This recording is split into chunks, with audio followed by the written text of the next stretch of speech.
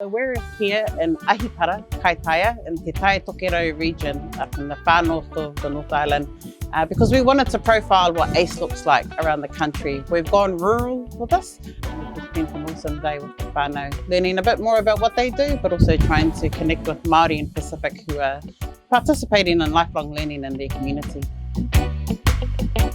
Kia ora, I'm Kiri Sloane-Hobson, Tahuhu Rangapū, Chief Executive at Far North Rec. We've had a strong relationship with ACE Aotearoa. They've always supported the mahi that we do here at Far North Rec. They have belief and they see the outcomes of it. So outcomes are a big thing for us, but it's also truly actually been tika and whono in meeting the outcomes for our people.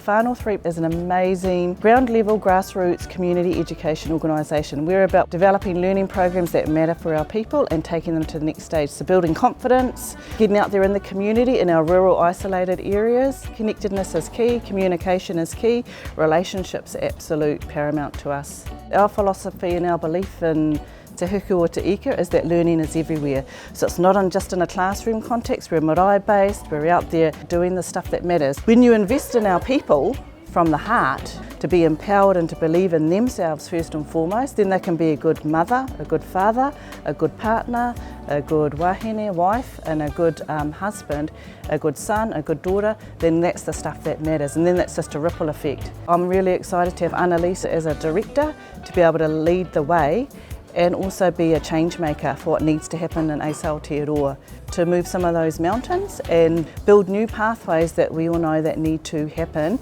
to progress and propel our people forward.